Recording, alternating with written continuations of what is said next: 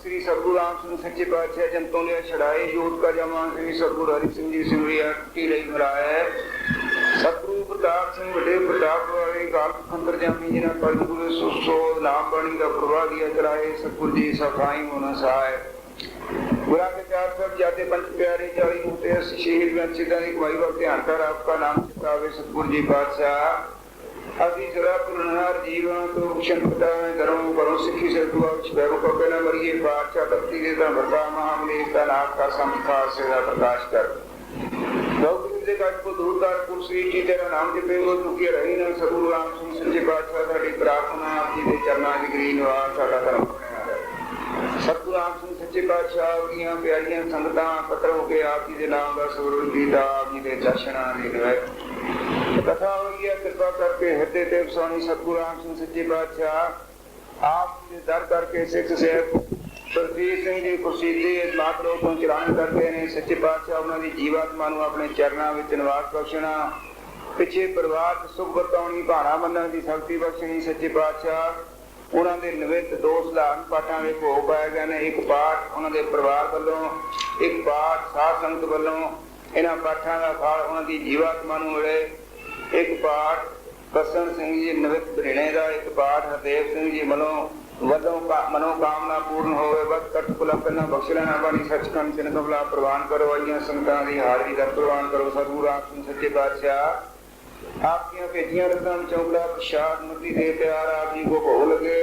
खीर प्रसाद तेरी समझ को मिले जो सके सो तेरा नाम जपे। तुर भंडारे बर्तन नाम श्री सारी रख ले बख्श ले दे करके दे उत्साह श्री सतगुरु राम का नाम चढ़ती कला दे पानी सेवक का भला क्यों बोले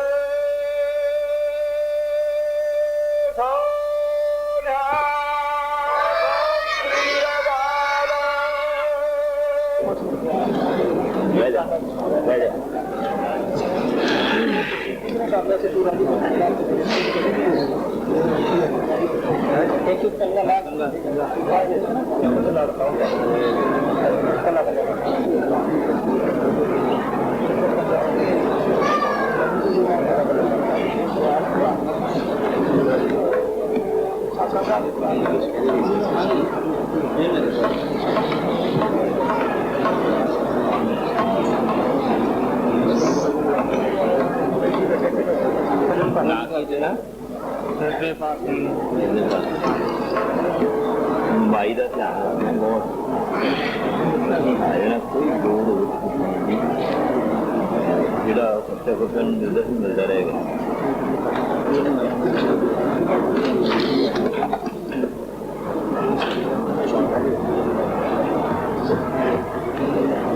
घर वेख के आना इन्हों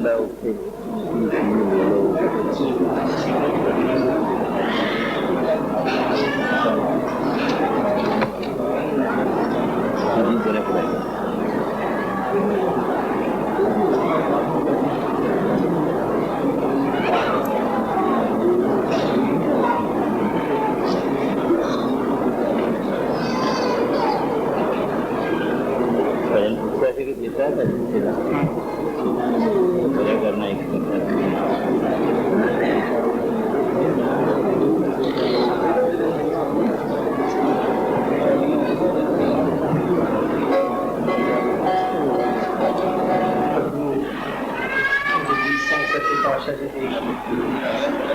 पवित्र हजूरी दे विच विराजमान सत्कारयोग साध संगत जी, जिवें कि तुसीं सारे जानते हो कि पिछले दिनी एक विद्वान भाषा विज्ञानी बहुत ही उगे साहित्यकार श्री सुदीप खुर्शीदी जी साडे दरम्यान नहीं रहे। अज असीं सारे सतगुरु जी की कृपा के नाल जिन्हां विच दूरों दूरों आए लेखक, साहित्यकार, शायर, खुर्शीदी होना दे रिश्तेदार, मित्र प्यारे शामिल हाँ। उन्हां दी अंतिम अरदास दे विच श्रद्धांजलि समागम उंज तां सतगुरु सच्चे पातशाह जी दे चरनां दे विच जदों अरदास हो जाती है तां मनुख मात्र नूं इदों वड्डी श्रद्धांजलि शायद कोई नहीं हुंदी। पर कुछ रस्मां, कुछ परंपरावां जिहड़ियां कि इस करके जरूरी हुंदियां ने कि असीं उस तुरवे सज्जण नूं याद करिए, असीं उस दीयां चंगीआं गल्लां दोहराइए, एक दूजे नूं दसीए, प्रेरणा लईए ते इस गल नूं याद रखिए कि एक दिन साडे नाल भी इंज ही वापरना है। असीं अपने मन जिहड़ियां एक दूजे प्रति कुछ कंधां, कुछ लिखियां ढेरियां ने वो ढा के ये गल समझ सकीए कि परस्पर प्यार नाल रहना, एक दूजे का मान सत्कार करना ही मनुख मात्र दा ते मानवता दे भले लई काम करना ही साडा इत्थे आउण दा मकसद है। सुरजीत खुर्शीदी जी होरां बारे ਤੁਸੀਂ ਬਹੁਤ ਕੁਝ ਜਾਣਦੇ ਹੋ। ਬਹੁਤ ਸਾਰੇ ਉਹ ਸੱਜਣ ਨੇ ਜਿਹੜੇ ਉਹਨਾਂ ਦੇ ਨਾਲ ਬਹੁਤ ਲੰਮਾ ਸਮਾਂ ਸਾਹਾਂ ਦੇ ਨਾਲ ਵਿਚਰਦੇ ਰਹੇ ਨੇ। ਉਹਨਾਂ ਦਾ ਪਰਿਵਾਰ, ਰਿਸ਼ਤੇਦਾਰ, ਮਿੱਤਰ ਪਿਆਰੇ ਤੇ ਉਹਨਾਂ ਤੋਂ ਸੇਧ ਲੈਣ ਵਾਲੇ ਬਹੁਤ ਸਾਰੇ ਨਵੇਂ ਸਾਹਿਤਕਾਰ, ਕਹਾਣੀਕਾਰ, ਸ਼ਾਇਰ ਜਿਹੜੇ ਕਿ ਉਸ ਦਿਨ ਤੋਂ ਹੀ ਭਰੇ ਮਨਾਂ ਦੇ ਨਾਲ ਉਹਨਾਂ ਨੂੰ ਯਾਦ ਕਰ ਰਹੇ ਨੇ। ਮੈਂ ਸਤਿਗੁਰੂ ਜੀ ਦੀ ਰਜ਼ਾ ਦੇ ਅਨੁਸਾਰ ਸਭ ਤੋਂ ਪਹਿਲਾਂ ਜੋ ਕੁਝ ਭੈਣੀ ਸਾਹਿਬ ਦੀ ਨਾਮਧਾਰੀ ਸੰਗਤ ਨੇ ਖੁਰਸ਼ੀਦੀ ਜੀ ਬਾਰੇ ਮਹਿਸੂਸ ਕੀਤਾ, ਜੋ ਕੁਝ ਸੰਗਤ ਨੇ ਦੇਖਿਆ ਕਿ ਕਿਸ ਤਰ੍ਹਾਂ ਉਹਨਾਂ ਉੱਤੇ ਕਿਰਪਾ ਹੋਈ, ਜੋ ਕੁਝ ਉਹਨਾਂ ਦੇ ਪਰਿਵਾਰ ਨੇ ਦੇਖਿਆ ਕਿ ਕਿਵੇਂ ਖੁਰਸ਼ੀਦੀ ਦੇ ਵਿੱਚ ਬਦਲਾਅ ਆਇਆ, ਪਹਿਲਾਂ ਆਲੇ ਦੁਆਲੇ ਪ੍ਰਤੀ, ਪਰਿਵਾਰ ਪ੍ਰਤੀ, ਆਪਣੇ ਰਿਸ਼ਤੇਦਾਰਾਂ ਪ੍ਰਤੀ ਤੇ ਮਿੱਤਰ ਪਿਆਰ ਪ੍ਰਤੀ ਖੁਰਸ਼ੀਦੀ ਜੀ ਦੀ ਕੀ ਪਹੁੰਚ ਸੀ, ਤੇ ਹੁਣ ਸਤਿਗੁਰੂ ਜੀ ਨੂੰ ਮਿਲਣ ਤੋਂ ਬਾਅਦ ਜਾਂ ਭੈਣੀ ਸਾਹਿਬ ਰਹਿਣ ਤੋਂ ਬਾਅਦ, ਇੱਥੇ ਵਿਚਰਨ ਤੋਂ ਬਾਅਦ ਉਹਨਾਂ ਦੇ ਵਿੱਚ ਕੀ ਤਬਦੀਲੀ ਆਈ। ਪਿਛਲੇ ਸਮੇਂ 'ਚ ਉਹਨਾਂ ਨਾਲ ਹੁੰਦੀਆਂ ਗੱਲਾਂ ਨੂੰ ਕੁਝ ਸੱਜਣਾ ਨੇ ਰਿਕਾਰਡ ਕੀਤਾ ਹੈ। ਉਹਨਾਂ ਵਿੱਚੋਂ ਕੁਝ ਗੱਲਾਂ ਤੁਹਾਡੇ ਨਾਲ ਸਾਂਝੀਆਂ ਕਰਨੀਆਂ ਨੇ, ਕੁਝ ਹੋਰ ਗੱਲਾਂ ਜਿਹੜੀਆਂ ਕਿ ਉਹਨਾਂ ਦੇ ਨਾਲ ਸਾਂਝੀਆਂ ਹੁੰਦੀਆਂ ਰਹੀਆਂ ਨੇ ਉਹ ਤੁਹਾਡੇ ਨਾਲ ਸਾਂਝੀਆਂ ਕਰਨੀਆਂ ਨੇ। ਮੈਂ ਸਤਿਗੁਰੂ ਜੀ ਤੋਂ ਆਗਿਆ ਲੈਂਦਾ ਹੋਇਆ ਤੁਹਾਡੇ ਸਾਹਮਣੇ ਕੁਝ ਸਫ਼ੇ ਸਾਂਝੇ ਕਰਦਾ ਹਾਂ। ਮਾਈਕ ਨੂੰ ਠੀਕ ਨਹੀਂ। ਸ੍ਰੀ ਸਤਿਗੁਰੂ ਜਗਜੀਤ ਸਿੰਘ ਜੀ ਦੀ ਕਿਰਪਾ ਸਦਕਾ ਸੁਰਜੀਤ ਖੁਰਸ਼ੀਦੀ ਜੀ ਪਿਛਲੇ 15 ਸਾਲਾਂ ਤੋਂ ਸ੍ਰੀ ਭੈਣੀ ਸਾਹਿਬ ਰਹਿ ਰਹੇ ਸਨ। ਦੁਨੀਆ ਭਰ ਦੀ ਭਟਕਣ ਤੇ ਬੇਚੈਨੀ ਤੋਂ ਬਾਅਦ ਸ੍ਰੀ ਭੈਣੀ ਸਾਹਿਬ ਦੀ ਸ਼ਾਂਤ ਅਤੇ ਪਵਿੱਤਰ ਧਰਤੀ ਨੇ ਸਹਾਰਾ ਦਿੱਤਾ ਸੀ ਉਹਨਾਂ ਨੂੰ। ਜਿਵੇਂ ਦੂਰ ਦੂਰ ਤੱਕ ਘੁੰਮ ਕੇ ਥੱਕ ਚੁੱਕੇ ਬਾਲ ਨੂੰ ਮਾਂ ਬੁੱਕਲ 'ਚ ਲੈ ਲਵੇ।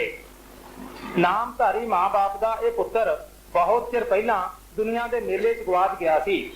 ਜ਼ਿੰਦਗੀ ਅਤੇ ਦੁਨੀਆ ਨੂੰ ਸੋਹਣੀ ਤੇ ਜਿਉਣ ਯੋਗ ਬਣਾਉਣ ਦਾ ਸੁਪਨਾ ਦੇਖਣ ਵਾਲੇ ਖੁਰਸ਼ੀਦੀ ਜੀ ਦੀ ਝੋਲੀ ਜ਼ਿੰਦਗੀ ਗਮਾਂ ਤੇ ਦੁੱਖਾਂ ਨਾਲ ਭਰਦੀ ਰਹੀ ਸੀ।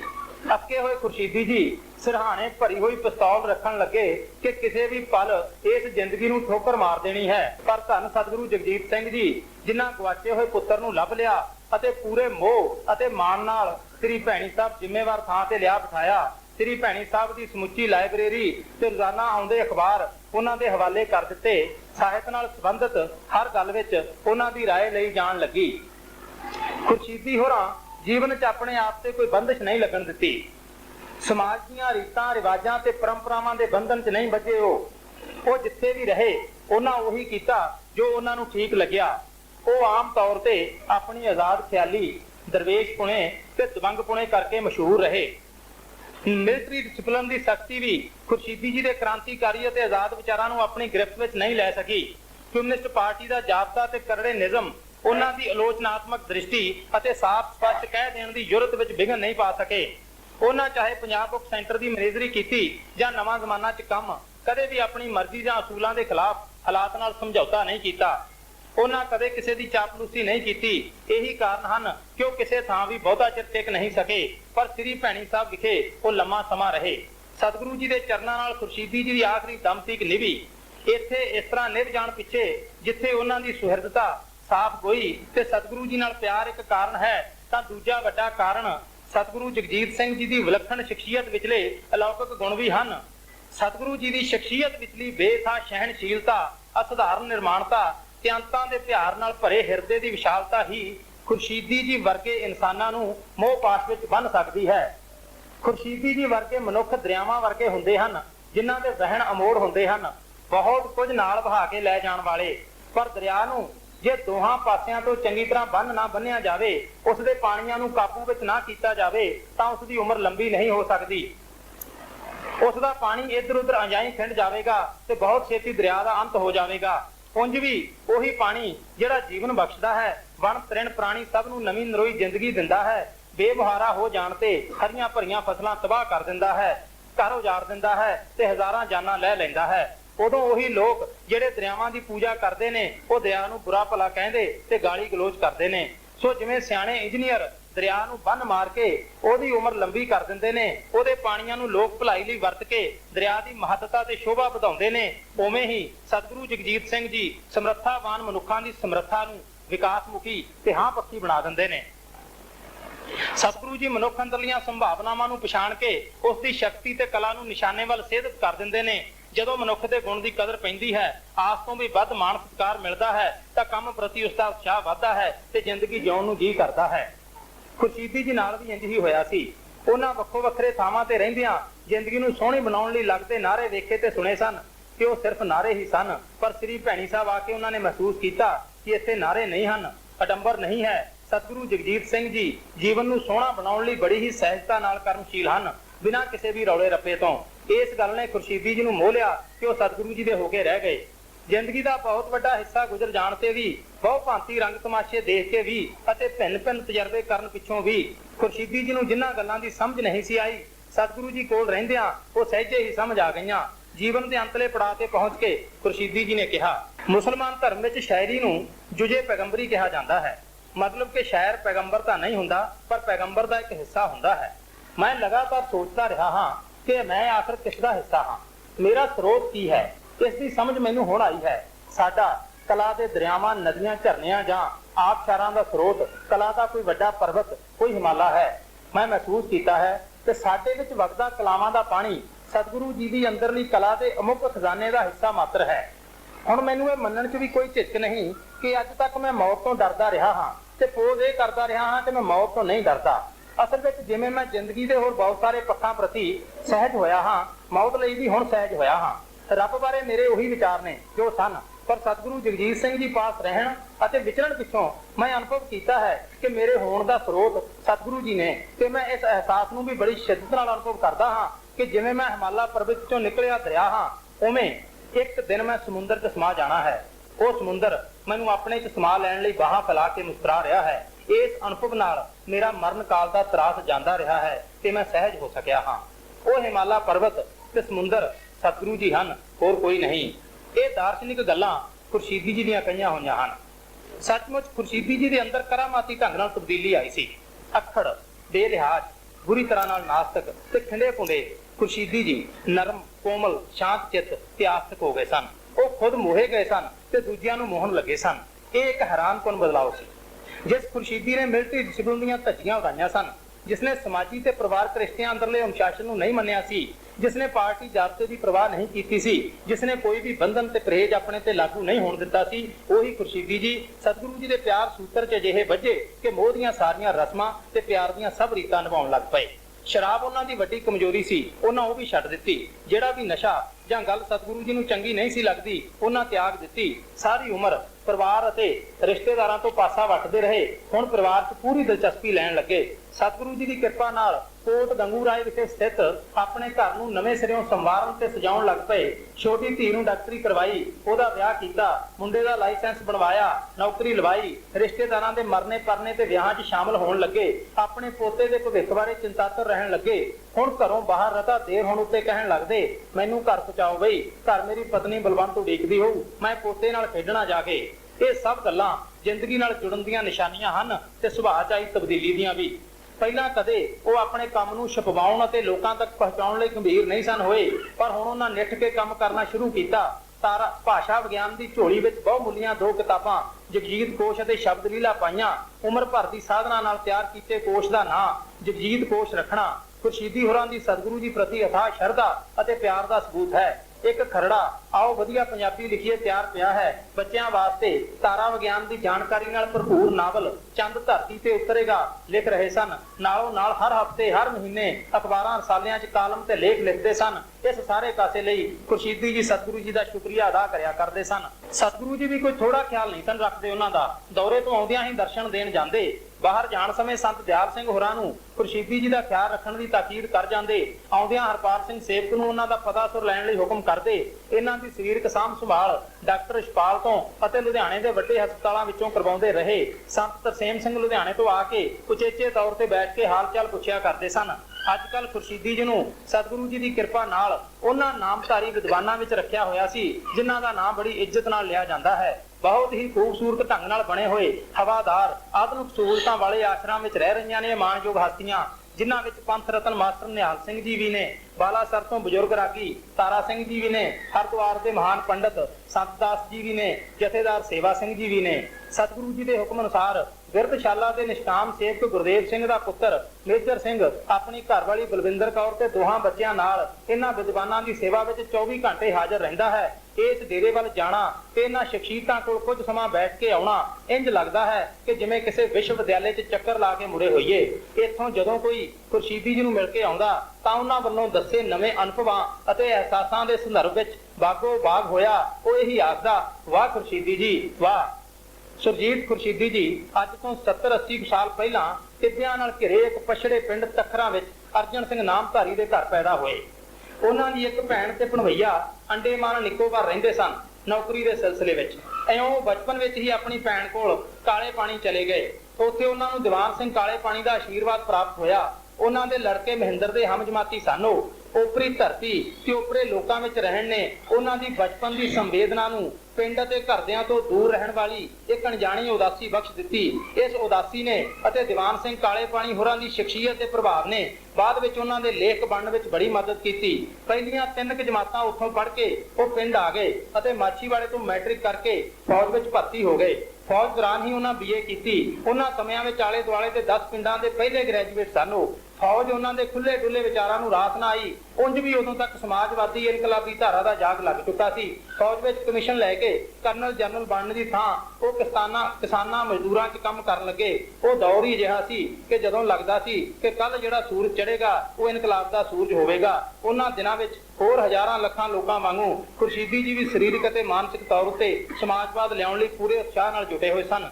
ਇਸੇ ਦੌਰਾਨ ਉਹਨਾਂ ਦਾ ਵਿਆਹ ਹੋ ਗਿਆ। ਉੱਚੀ ਲੰਮੀ ਬਲਵੰਤ ਕੌਰ ਘਰ ਸਾਂਭਣ ਵਾਲੀ ਪੂਰੀ ਸੁਆਣੀ ਵੀ ਉਹਨਾਂ ਨੂੰ ਘਰ ਵੱਲ ਨਾ ਮੋੜ ਸਕੀ। ਉਦੋਂ ਇੱਕੋ ਇੱਕ ਪੁੱਤ ਹਿਰਦੇਪਾਲ ਤੇ ਪੁੱਤਾਂ ਵਰਗੀ ਧੀ ਊਸ਼ਾ ਆਪਣੀਆਂ ਦੂਜੀਆਂ 3 ਭੈਣਾਂ ਸਮੇਤ ਆਪਣੇ ਸਾਰੇ ਮੋਹ ਦੇ ਬਾਵਜੂਦ ਉਹਨਾਂ ਨੂੰ ਘਰ ਦੀ ਜ਼ਿੰਮੇਵਾਰੀ ਵੱਲ ਨਾ ਲਿਆ ਸਕੀਆਂ। ਇਨਕਲਾਬ ਦੇ ਘੋੜੇ ਤੇ ਸਵਾਰ ਇਹ ਸਿਪਾਹੀ ਤਾਂ ਸਾਰੀ ਦੁਨੀਆ ਦੇ ਕਿਰਤੀਆਂ ਤੇ ਕਾਮਿਆਂ ਨੂੰ ਆਪਣਾ ਕੁਟੰਬ ਬਣਾ ਚੁੱਕਾ ਸੀ। ਇਸ ਨੇ ਆਪਣੇ ਆਪ ਨੂੰ ਕਮਿਊਨਿਸਟ ਪਾਰਟੀ ਦੇ ਸਪੁਰਦ ਕਰ ਦਿੱਤਾ, ਸਾਰੇ ਦਾ ਸਾਰਾ ਸਮਰਪਿਤ। ਕਿਤੇ ਜਲਸਾ ਹੋ ਰਿਹਾ ਹੈ ਤਾਂ ਉਸ ਦਾ ਪ੍ਰਬੰਧ ਖੁਰਸ਼ੀਦੀ ਜੀ ਕਰ ਰਹੇ ਨੇ। ਕਿਤੇ ਜਲੂਸ ਨਿਕਲ ਰਿਹਾ ਹੈ ਤਾਂ ਲਾਲ ਝੰਡਾ ਫੜੀ ਅੱਗੇ ਅੱਗੇ ਖੁਰਸ਼ੀਦੀ ਜੀ ਜਾ ਰਹੇ ਨੇ। ਕਿਤੇ ਸਾਹਿਤਕ ਸਮਾਗਮ ਹੋ ਰਿਹਾ ਹੈ ਤਾਂ ਖੁਰਸ਼ੀਦੀ ਜੀ ਕਵਿਤਾ ਪੜ੍ਹ ਰਹੇ ਨੇ। ਪਾਰਟੀ ਮੀਟਿੰਗ ਹੈ, ਖੁਰਸ਼ੀਦੀ ਜੀ ਸੱਦਾ ਪੱਤਰ ਭੇਜ ਰਹੇ ਨੇ, ਬਹਿਸ ਕਰ ਰਹੇ ਨੇ। ਖੁਰਸ਼ੀਦੀ ਜੀ ਲਿਖ ਰਹੇ ਨੇ, ਪੜ੍ਹ ਰਹੇ ਨੇ। ਢੇਰਾਂ ਦੇ ਢੇਰ ਰੂਸੀ ਸਾਹਿਤ ਅਨੁਵਾਦ ਕਰ ਰਹੇ ਨੇ। ਕਾਸ਼ ਤੁਸੀਂ ਉਹਨਾਂ ਦੇ ਸੱਜੇ ਹੱਥ ਦੀਆਂ ਉਂਗਲਾਂ ਤੇ ਅੰਗੂਠਾ ਵੇਖਿਆ ਹੁੰਦਾ। ਲਗਾਤਾਰ ਪੈਨ ਫੜਨ ਨਾਲ ਉੱਥੇ ਰੱਟਣ ਪਏ ਹੋਏ ਸਨ। ਪਾਰਟੀ ਨੇ ਅਖਬਾਰ 'ਚ ਕੰਮ ਕਰਨ ਲਈ ਕਿਹਾ, ਸਿਰ ਮੱਥੇ। ਪਾਰਟੀ ਨੇ ਬੁੱਕ ਸੈਂਟਰ ਸਾਂਭਣ ਲਈ ਕਿਹਾ, ਮਨਜ਼ੂਰ। ਪਾਰਟੀ ਨੇ ਸੈਨਿਕ ਬੋਰਡ 'ਚ ਭੇਜਿਆ, ਜੀ ਅੱਛਾ। ਪਾਰਟੀ ਨੇ ਰੇਲਵੇ ਯੂਨੀਅਨ 'ਚ ਭੇਜਿਆ, ਚੰਗਾ ਜੀ। ਪਾਰਟੀ ਨੇ ਕਿਸਾਨਾਂ ਵਿੱਚ ਕੰਮ ਕਰਨ ਲਈ ਕਿਹਾ, ਹਾਂ ਜੀ। ਕਿਤੇ ਪਾਰਟੀ ਕਾਰਕੁਨ ਮਯੂਸ ਨੇ ਸਾਂਭਣ ਲਈ ਕਿਹਾ, ਹਾਜ਼ਰ ਜੀ। ਪਾਰਟੀ ਨੇ ਨਕਸਲੇਟਾਂ ਨੂੰ ਸਾਂਭਣ ਲਈ ਕਿਹਾ, ਸਤ ਵਚਨ ਜੀ। ਖੁਰਸ਼ੀਦੀ ਜੀ ਨੇ ਆਪਣਿਆਂ ਨੂੰ, ਗੈਰਾਂ ਨੂੰ, ਚੰਗਿਆਂ ਬੰਦਿਆਂ ਨੂੰ ਆਪਣੇ ਵਿੱਚੋਂ ਬਾਹਰ ਹੋ ਕੇ ਸਾਂਭਿਆ। ਉਹ ਬਹੁਤ ਸਾਰਿਆਂ ਦਾ ਬਾਪੂ ਹੁੰਦਾ ਸੀ। ਜਦੋਂ ਉਸ ਨੂੰ ਸੰਭਾਲਣ ਦਾ ਵੇਲਾ ਆਇਆ, ਖੁਰਸ਼ੀਦੀ ਜੀ ਦੇ ਅੰਦਰ ਜਗੀਰਦਾਰੀ ਅਤੇ ਸਰਮਾਏਦਾਰੀ ਨਿਜ਼ਾਮ ਲਈ ਕੁੱਟ-ਕੁੱਟ ਕੇ ਨਫ਼ਰਤ ਭਰੀ ਹੋਈ ਸੀ। ਉਹ ਇਸ ਨੂੰ ਬਦਲਣਾ ਚਾਹੁੰਦੇ ਸਨ। ਇਸ ਦੇ ਖਿਲਾਫ ਉਹਨਾਂ ਦੇ ਮਨ ਵਿੱਚ ਰੋਹ ਸੀ। ਪਰ ਜਦੋਂ ਪ੍ਰਤੀਬੱਧ ਕਹਾਉਣ ਵਾਲੇ ਕੁਝ ਆਗੂਆਂ ਵਿੱਚ ਵੀ ਜਗੀਰਦਾਰੀ ਸੁਭਾਅ ਦੀ ਰਹਿਣ ਖੂੰਦ ਵੇਖੀ ਤਾਂ ਖੁਰਸ਼ੀਦੀ ਹੋਰਾਂ ਦਾ ਅੰਤਰ ਮਨ ਕੁਰਲਾ ਉੱਠਿਆ ਕਿ ਉਹਨਾਂ ਇਹਨਾਂ ਦੇ ਖਿਲਾਫ ਵਿਦਰੋਹ ਕਰ ਦਿੱਤਾ। ਹਰ ਅਹੁਦੇ ਤੋਂ ਅਸਤੀਫਾ ਦੇ ਦਿੱਤਾ, ਪਾਰਟੀ ਕਾਰਡ ਮੋੜ ਦਿੱਤਾ। ਪਰ ਬਾਹਰ ਕਿਸੇ ਵੀ ਆਗੂ ਜਾਂ ਪਾਰਟੀ ਦੇ ਖਿਲਾਫ ਕੁਝ ਨਹੀਂ ਬੋਲੇ, ਇੱਕ ਚੁੱਪ ਵੱਟ ਲਈ। ਇਹ ਬਹੁਤ ਵੱਡਾ ਦੁੱਖ ਸੀ ਜੋ ਅੰਦਰ ਹੀ ਅੰਦਰ ਉਹਨਾਂ ਨੂੰ ਖਾਣ ਲੱਗਾ। ਘਰੋਂ ਬਹੁਤ ਚਿਰ ਪਹਿਲਾਂ ਛੱਡ ਚੁੱਕੇ ਸਨ। ਕਿਸੇ ਬਾਹਰ ਪਰਾਏ ਸਵੈਮਾਨ ਨੇ ਬੈਠਣ ਨਾ ਦਿੱਤਾ। ਉਹਨਾਂ ਦੀਆਂ ਧੀਆਂ ਧੱਕੇ ਨਾਲ ਘਰ ਤਾਂ ਲੈ ਆਈਆਂ, ਪਰ ਘਰ ਦਾ ਕੋਈ ਕਨਸੈਪਟ ਕਦੇ ਬਣਿਆ ਹੀ ਨਹੀਂ ਸੀ। ਆਮਦਨ ਕੋਈ ਹੈ ਨਹੀਂ ਸੀ। ਜਦੋਂ ਕਮਾਉਂਦੇ ਸਨ ਤਾਂ ਮਿੱਤਰਾਂ ਦੋਸਤਾਂ ਨਾਲ ਰਲ ਕੇ ਖਾ ਪੀ ਛੱਡਦੇ ਸਨ। ਉਹ ਆਖਿਆ ਕਰਦੇ ਸਨ ਕਿ ਮੈਂ ਪੈਸੇ ਨੂੰ ਨਹੀਂ ਸਾਂਭਿਆ, ਪੈਸੇ ਨੇ ਮੈਨੂੰ ਨਹੀਂ ਸਾਂਭਣਾ। ਘਰ ਤੋਂ ਬਾਹਰ ਰਹਿ ਕੇ ਘਰ ਨਾਲੋਂ ਟੁੱਟੇ ਰਹਿਣਾ ਸੌਖਾ ਹੈ, ਪਰ ਘਰ ਅੰਦਰ ਰਹਿੰਦਿਆਂ ਵਿਚਰਦਿਆਂ ਘਰ ਨਾਲ ਨਾ ਜੁੜਨਾ ਬਹੁਤ ਔਖਾ ਹੈ। ਇਹਨਾਂ ਦੁੱਖਾਂ 'ਚ ਹੀ ਉਹ ਵਧੇਰੇ ਸ਼ਰਾਬ ਪੀਣ ਲੱਗੇ, ਬਹੁਤ ਵਧੇਰੇ। ਹਰ ਵਕਤ ਬੇਸੁੱਧ ਰਹਿਣ ਦੀ ਇੱਛਾ ਨਾਲ। ਕਿਸੇ ਸਾਹਿਤਕ ਇਕੱਤਰਤਾ ਵਿੱਚ ਜਦੋਂ ਉਹ ਆਪਣੀ ਕਵਿਤਾ ਤੇਰਾ ਘਰ ਕਿੱਥੇ ਹੈ ਮਨ ਮੇਰਿਆ ਪੜ੍ਹਦੇ ਤਾਂ ਸੁਣਨ ਵਾਲੇ ਰੋਣ ਲੱਗ ਪੈਂਦੇ, ਪੁਰਾਣੀਆਂ ਯਾਦਾਂ ਛੇੜ ਲੈਂਦੇ। ਦੁਨੀਆ ਦੇ ਗਮ ਸਾਗਰ 'ਚੋਂ ਸਾਹ ਲੈਣ ਲਈ ਚੁੱਕਦਾ ਹਾਂ ਸਿਰ ਜਦੋਂ, ਯਾਦ ਤੇਰੀ ਰੱਖ ਦਿੰਦੀ ਹੈ ਪੋਟੇ ਉਦੋਂ। ਦਿਲ ਦੀਆਂ ਜ਼ਖਮਾਂ ਦੇ ਬੁੱਲਾਂ ਤੇ ਆ ਖਲੋਂਦਾ ਅੱਖਾਂ ਸਾਵੇਂ, ਝੌਲਾ ਝੌਲਾ ਤੇਰਾ ਸਰੂਪ। ਜਿਸ ਦੇ ਨਾਂ ਤੇ ਉਹਨਾਂ ਦਾ ਤਖੱਲਸ ਖੁਰਸ਼ੀਦੀ ਪਿਆ ਸੀ, ਉਸ ਪਾਕਿਸਤਾਨ ਤੁਰ ਗਈ ਖੁਰਸ਼ੀਦ ਬੇਗਮ ਦਾ ਜ਼ਿਕਰ ਛੇੜ ਬਹਿੰਦੇ, ਜਿਸ ਦਾ ਸਾਥ ਭਾਵੇਂ ਇੰਨਾ ਹੀ ਮਿਲਿਆ ਸੀ ਜਿਵੇਂ ਵਗਦੇ ਪਾਣੀ ਉੱਤੋਂ ਲੰਘਦੇ ਪੰਛੀ ਦਾ ਪਰਛਾਵਾਂ ਪਾਣੀ ਤੇ ਪਵੇ।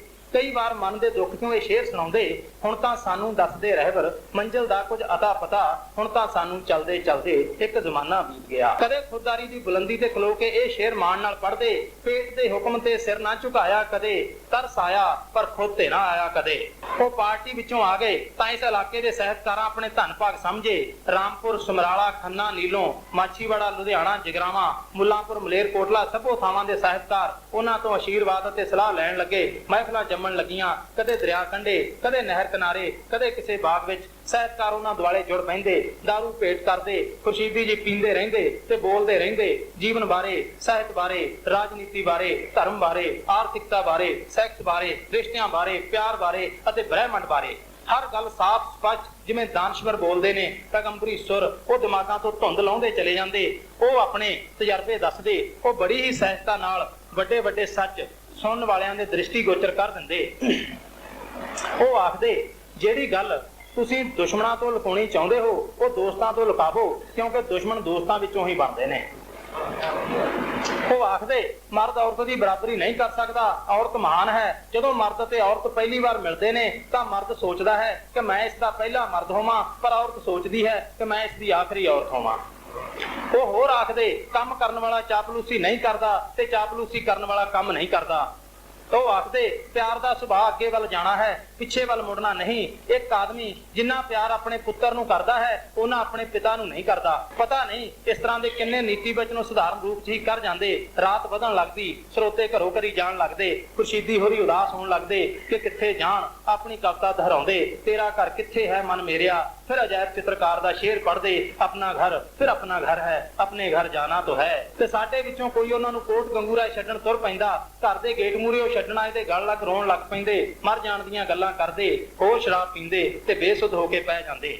ਇਹ ਦੌਰ ਉਦੋਂ ਤੱਕ ਚੱਲਦਾ ਰਿਹਾ ਜਦੋਂ ਤੱਕ ਉਹ ਇੱਕ ਕਾਂਗਰਸੀ ਲੀਡਰ ਸ਼ਾਮ ਸਿੰਘ ਦੇ ਨਿੱਜੀ ਸਕੱਤਰ ਨਾ ਬਣ ਗਏ। 700 ਰੁਪਏ ਮਹੀਨੇ ਬਦਲੇ। ਉਹ ਉਹਨਾਂ ਨੂੰ ਰੋਟੀ ਵੀ ਖਵਾਉਂਦਾ ਤੇ ਦਾਰੂ ਵੀ ਪਿਆਉਂਦਾ, ਸਿਰਫ ਇਸ ਲਈ ਕਿ ਲੋਕਾਂ ਨੂੰ ਦੱਸ ਸਕੇ ਕਿ ਏਡਾ ਵੱਡਾ ਵਿਦਵਾਨ ਉਸ ਦਾ ਸੈਕਟਰੀ ਹੈ। ਕਿਸੇ ਨੂੰ ਮਿਲਣ ਵੇਲੇ ਉਹ ਆਪਣੇ ਬਾਰੇ ਘੱਟ, ਖੁਰਸ਼ੀਦੀ ਜੀ ਬਾਰੇ ਵੱਧ ਦੱਸਦਾ ਸੀ। ਖੁਰਸ਼ੀਦੀ ਜੀ ਦੀਆਂ 3 ਪੁਸਤਕਾਂ ਛਪ ਚੁੱਕੀਆਂ ਸਨ। ਪੰਜਾਬੀ ਸ਼ਬਦ ਅਰਥੀ ਰੂਪ ਰੇਖਾ ਪੰਜਾਬੀ ਯੂਨੀਵਰਸਿਟੀ ਦੀ MA ਦੇ ਕੋਰਸ ਵਿੱਚ ਲੱਗੀ ਹੋਈ ਸੀ। ਕਹਾਣੀਆਂ ਦੀ ਮੀਨ ਪਿਆਸੀ ਤੇ ਮੁੜਕੇ ਦੀ ਮਹਿਕ ਕਵਿਤਾ ਦੀ ਕਿਤਾਬ ਸੀ। ਖੁਰਸ਼ੀਦੀ ਜੀ ਦੀ ਉਹਦੇ ਨਾਲ ਨਿਭਣੀ ਤਾਂ ਕੀ ਸੀ, ਧੂ ਘੜੀਸੀ ਕਿ ਅਚਾਨਕ ਉਹ ਲੀਡਰ ਸਤਿਗੁਰੂ ਜੀ ਦੇ ਦਰਸ਼ਨ ਕਰਨ ਸ੍ਰੀ ਭੈਣੀ ਸਾਹਿਬ ਆਇਆ। ਖੁਰਸ਼ੀਦੀ ਜੀ ਨੂੰ ਉਹਦਾ ਸੈਕਟਰੀ ਬਣਿਆ ਦੇਖ ਸਤਿਗੁਰੂ ਜੀ ਨੂੰ ਚੰਗਾ ਨਹੀਂ ਲੱਗਿਆ ਸ਼ਾਇਦ, ਜਾਂ ਸ਼ਾਇਦ ਬਹੁਤ ਚਿਰ ਪਹਿਲਾਂ ਇੱਕ ਨਾਮਧਾਰੀ ਬੱਚਾ ਜੋ ਦੁਨੀਆ ਦੇ ਮੇਲੇ 'ਚ ਗਵਾਚ ਗਿਆ ਸੀ ਉਸਨੇ ਇਉਂ ਹੀ ਲੱਭਣਾ ਸੀ।